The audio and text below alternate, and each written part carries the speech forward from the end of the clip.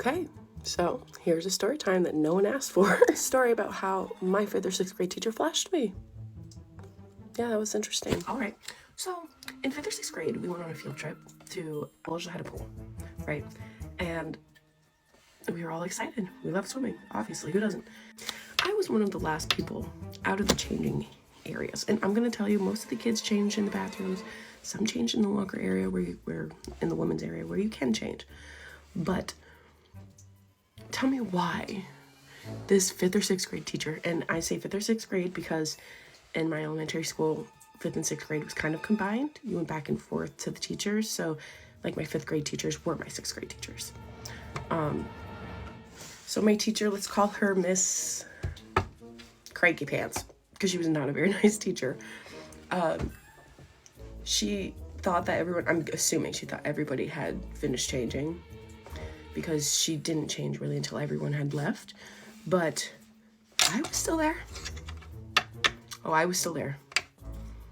I saw those hangy saggers. And I am tormented for the rest of my life.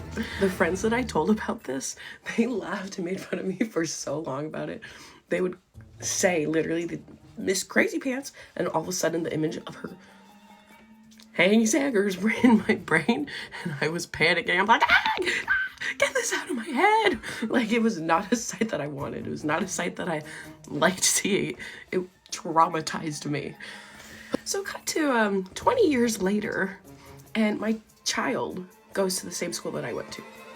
This teacher, awful teacher, ends up becoming the principal.